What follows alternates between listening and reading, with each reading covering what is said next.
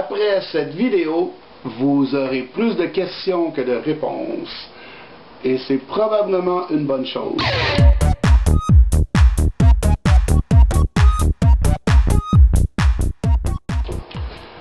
Quand j'ai commencé à faire des vidéos pour cette chaîne YouTube, cette nouvelle chaîne YouTube qui est ReWorld, j'ai dit que je voulais parler des solutions aux problèmes qu'on vit sur notre planète, que l'humanité rencontre, pour changer le monde, pour essayer d'améliorer notre qualité de vie. Pour parler des solutions, avant de parler des solutions, il faut bien comprendre le problème, cerner la situation dans le fond. Donc, je vais en parler un petit peu dans cette vidéo. OK. Je crois qu'une des situations qu'on rencontre, c'est qu'il y a beaucoup d'ignorance. Je crois que nous sommes gardés dans l'ignorance artificiellement. Et au point où, jusqu'à un certain point, on aime l'ignorance parce qu'il y a une certaine facilité. Quand on ne sait pas, on n'a pas besoin d'agir. Il y a certaines choses qu'on devrait savoir, par exemple. À commencer par qui nous sommes. Un être humain, contrairement à ce que certaines personnes croient, ce n'est pas quelqu'un qui naît, qui va travailler, qui paye des taxes puis qui meurt. Il y a certaines personnes qui aimeraient beaucoup qu'on soit que ça. Je peux pas croire qu'on est seulement ça et je peux pas défendre ce concept-là. OK, nous sommes des êtres créateurs. Nous pouvons créer toutes sortes de choses. Nous pouvons créer un autre être humain même. Nous sommes capables de manifester notre réalité, individuellement et collectivement. C'est-à-dire que quand un groupe d'humains décide de faire quelque chose, si assez d'humains le décident et ont vraiment des intentions pures de créer cette chose-là, ça ne peut pas faire autrement qu'arriver. Ce concept-là peut s'appliquer collectivement et individuellement. C'est ce qu'on appelle la manifestation, qui est un terme ironique d'ailleurs. Pourquoi autant de politiciens tentent de faire arrêter toutes les manifestations? J'en reparlerai dans une autre vidéo. Donc nous sommes plus puissants qu'on croit. Je suis convaincu que les humains ont des habiletés, des capacités qui n'ont pas été découvertes encore. Et c'est une question d'évolution. On croit qu'on est au top de notre évolution. Moi, je ne crois pas ça. Je crois que nous sommes des adolescents en crise. Et je crois que nous allons vers quelque chose de fantastique très bientôt. Nous sommes une âme qui vit une expérience physique et non pas le contraire. Et comme je l'ai dit dans une vidéo précédente, notre influence ne s'arrête pas où notre peau s'arrête. Notre champ d'influence est beaucoup plus large que notre corps et on peut influencer d'autres personnes. Donc de cette façon-là, tout le monde est connecté. Chaque personne influence l'autre, qui influence l'autre, etc. Donc tout le monde est connecté sur la planète et selon moi dans l'univers en entier.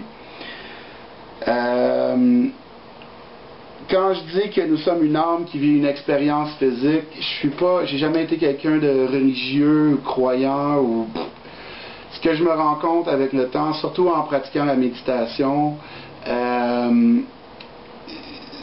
façon dont je vois les choses, c'est qu'il semble y avoir une espèce de conscience universelle. Et de plus en plus de découvertes scientifiques viennent appuyer ça.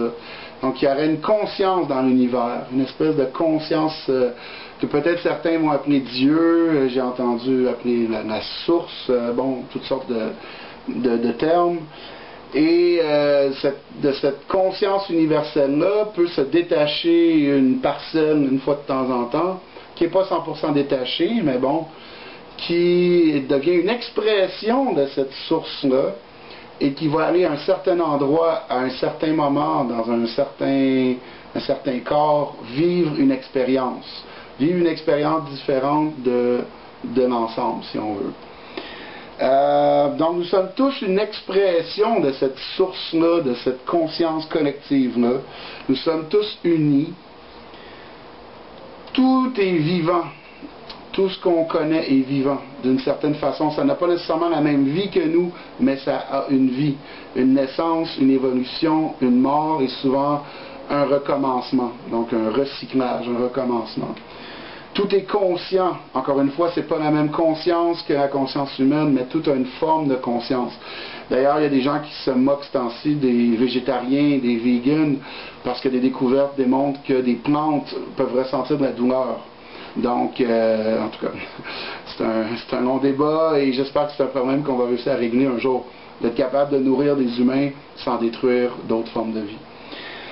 Tout est vibration. C'est-à-dire que nous sommes une vibration, nous sommes une fréquence. J'en reparlerai dans d'autres vidéos. En fait, j'aimerais faire des entrevues avec des gens plus experts que moi dans ce domaine-là. Mais tout est une fréquence. La matière correspond à une certaine fréquence. Quand on comprend les vibrations et les fréquences, on peut tout faire. On peut faire apparaître n'importe quoi. Et comme je l'ai dit, tout est uni. Selon moi, l'univers est uni. Vous pouvez faire des recherches sur des excellentes vidéos sur le concept de la mémoire de l'eau pour comprendre que quelque chose qu'une goutte d'eau peut vivre va être ressenti par l'océan en entier.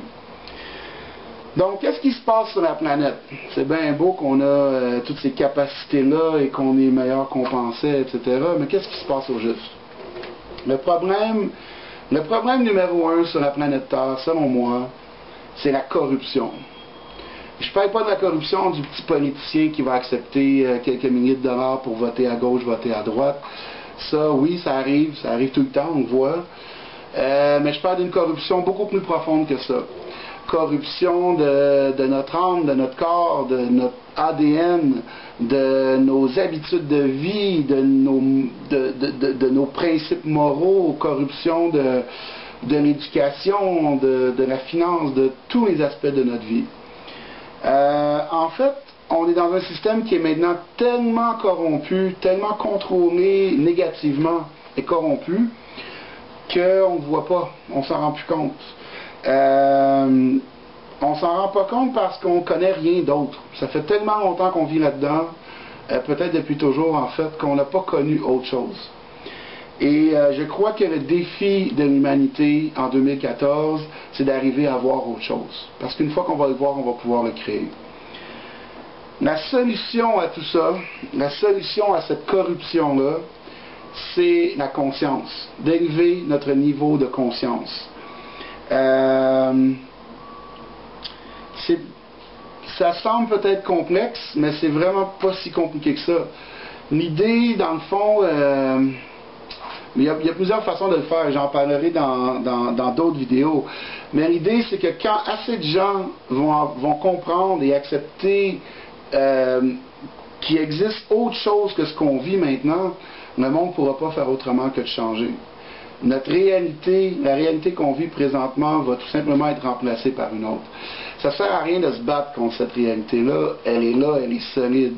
Mais en créer une autre qui va rendre la première inutile, c'est comme ça qu'on va sortir du pétrin. On a la technologie pour faire ça, pour vivre complètement une autre réalité fantastique, je crois, pour l'humanité et pour notre environnement et pour notre planète. On a des technologies incroyables qui sont cachées, qui sont réprimées. On a de la main-d'œuvre, de toute évidence. On a beaucoup de gens sur la Terre. On a de l'argent. On a beaucoup d'argent. On nous fait croire qu'on n'en a pas, qu'on n'en a plus. Voyons donc. Il y a autant de production qu'avant, sinon plus. Pourquoi il y aurait moins d'argent? Le problème, c'est que tout l'argent se fait siphonner et s'en va tout au même endroit, dans la poche des personnes qui créent cette corruption-là. C'est un sujet très vaste tout ça. Je vais faire une deuxième vidéo pour aller plus en détail dans certains sujets.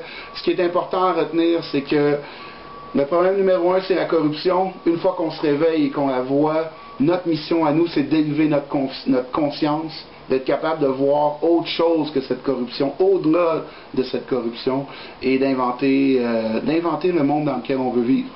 Et il ne pourra pas faire autrement que d'exister, que d'être créé.